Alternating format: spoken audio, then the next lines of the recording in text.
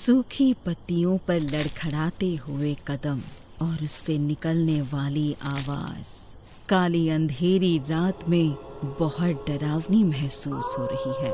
ईशान घूम घूम के देख रहा है कि आखिर वो रास्ता भटक कर ये कहाँ आ गया है। ना कोई रोशनी है और ना कोई घर दिखाई दे रहा है जहाँ से मदद ली जाए।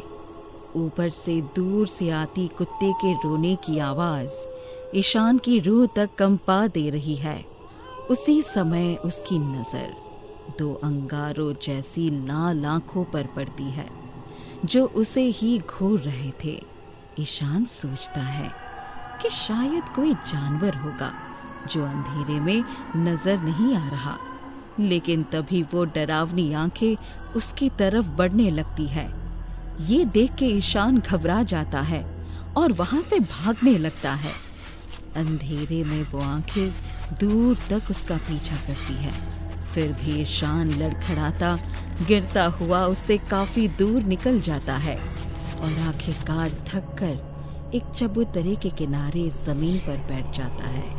अभी उसे बैठे कुछ ही पल हुए थे, उसे अपने हाथों पर कुछ सरसराहट सी महसूस होती है, जिसके बाद वो नजर घुमा के देखता है कि ना सिर्फ हाथों पर बल्कि कंधे, सिर और जूते से होते हुए पैर पर बहुत से कीड़े उसके शरीर पर चढ़ रहे हैं। ये देख के वो घबरा जाता है और जल्दी से उठ के अपना शरीर झाड़ने लगता है। इसी दौरान उसकी नजर चबूतरे पर पड़ती है जहाँ से वो कीड़े निकल रहे थे। इसे देख वो सोच में पड़ जाता है कि आखिर ये कौन सी चीज है जहाँ से इतने कीड़े निकल रहे हैं। जब चबूतरे से पत्तियों को हटाता है तो देखता है कि ये तो किसी की कब्र है। ये देख वो थोड़ा घबरा जाता है और अभी वो कुछ कर पाता उससे पहले ही कब्र से कफन में लिपटी एक लाश बाहर निकलती है और लंबा हाथ करके ईशान की गर्दन पकड़ लेती है। अब जैसे ही वो लाश उसे कब्र में खींचने वाली होती है, तभी ईशान की नींद खुल जाती है और वो उठकर बैठ जाता है। इसी समय पसीने से लथपथ ईशान बहुत ही घबराया हुआ है। इसके बाद वो लाइट ऑन करता है तो उसकी नजर घड़ी पर जाती है जहाँ रात के 3 बज रहे हैं।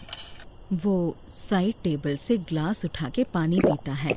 साइड टेबल पर ही एक डेस्क कैलेंडर मौजूद है जिस पर 12 तारीख दिख रही है। इसके बाद ईशान टहलने लगता है। टहलते टहलते सुबह हो जाती है और वो किचन में कॉफी बनाने चला जाता है। कॉफी बनाते हुए उसकी नजर खिड़की के बाहर जाती है जहां वही सपने वाली डेड बॉडी उसे ही घूर रही होती है। साथ ही उसके पीछे वही काला अंधेरा कब्रिस्तान होता है जो सपने में देखा था।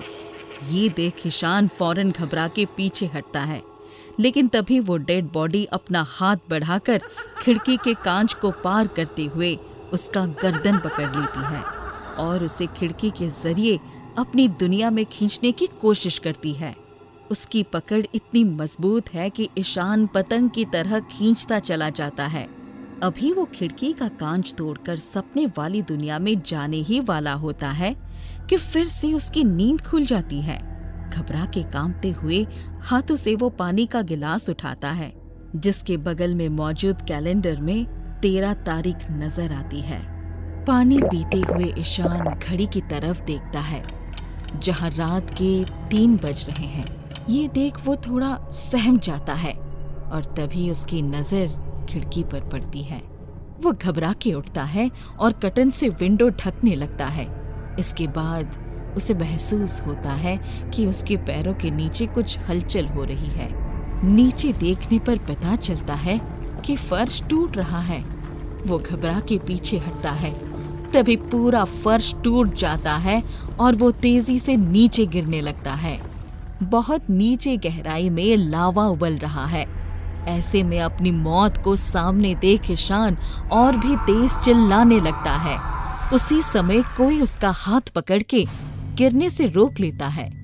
जब ईशान ऊपर देखता है तो उसे वापस से वो डेड बॉडी नजर आती है जिसने ईशान का हाथ पकड़ा हुआ था। और उसके ठीक पीछे वही सपने वाला कब्रिस्तान भी मौजूद होता है। वो डेड बॉडी अपनी गर्दन को घुमाती है जिससे हड्डी टूटने जैसी आवाज आती है और इसके बाद वो ईशान का हाथ छोड़ देती है। अब ईशान गिरते हुए लावा के बहुत करीब पहुंच जाता है। उसकी स्किन हीट से जलने लगती है और खौलते हुए अंगारों को अपने बहुत करीब देख के वो जोर जोर से चिल्लाता है, लेकिन तभी उसकी नींद खुल जाती है। इस समय ईशान बहुत परेशान है कि आखिर उसके साथ हो क्या रहा है। डर और फ्रस्ट्रेशन में समझ नहीं आ रहा कि क्या करे।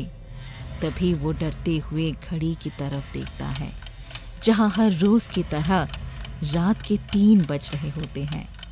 इसे देख वो सिर पकड़कर जोर जोर से चिल्लाने लगता है और अपने बेड से तकिए, ब्लैंकेट और साइड टेबल से सारी चीजें उठाकर फेंकना शुरू कर देता है। इसी दौरान पानी से भरे कांच का ग्लास फर्श से टकराकर टूट जाता है। साथ ही कैलेंडर दूर जाकर गिरता है जिस पर आज 14 तारीख दिखाई दे रही है।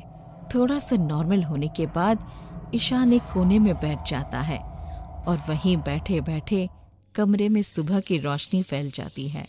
इसके बाद ईशान उठता है और तेजी से एक बैग में अपने कपड़े पैक करके बाहर निकल जाता है, जैसे कि इसने इरादा कर लिया हो कि अब लौट के नहीं आएगा।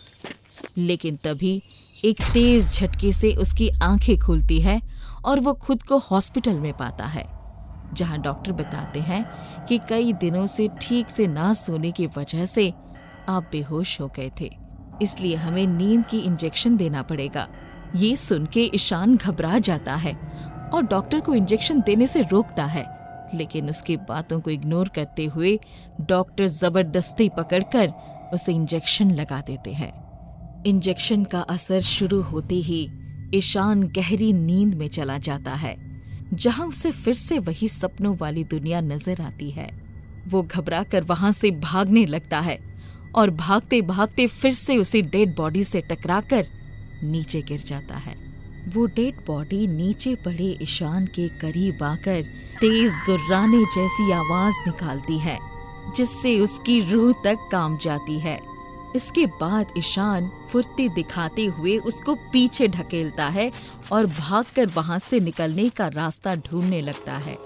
तभी उसे बहुत दूर एक रोशनी नजर आती है, जहां वो तेजी से पहुंचता है। बस उसे कुछ ही दूरी पर उसकी माँ एक कमरे में नजर आती है। ये देख ईशान बहुत खुश होता है और दौड़ के उनके पास जाने लगता है। अब उसके और उसकी माँ के बीच बस कुछ ही कदम दूरी थी। तभी वो दौड़ते हुए एक इनविजिबल दीवार से टकराकर नीचे गिर जाता है। इस पर उसे बहुत हैरानी होती है और वो वापस से आगे बढ़ने की कोशिश करता है, लेकिन फिर से फेल होता है। तभी उसकी नजर अपनी माँ के करीब मौजूद एक बेड पर पड़ती है, जिस पर वो खुद को सोया हुआ देखता है। यानी ये वही हॉस्पिटल का कमरा है जहाँ इसे इंजेक्शन दिया गया था। ये सब देख के वो काफी हैरान होता है। तभी पास में खड़ा डॉक्टर बेड पर पड़े हुए ईशान के चेहरे पर चादर डाल देता है, जिसे देखकर उसकी माँ फूट फूट के रोने लगती है। ये सब देख के ईशान बहुत डर जाता है और तभी उसके पीछे कुछ आहट महसूस होती है। जब वो पीछे मुड़कर देखता है तो बहुत सारी डेड बॉडीज उसकी तरफ बढ़ रही होती है। इससे पहले कि वो कुछ सोच पाता, वो मरे हुए लोग करीब पहुंचकर इस पर हमला कर देते हैं और ईशान की आंखों के सामने एक कभी ना खत्म होने वाला अंधेरा छा जाता है।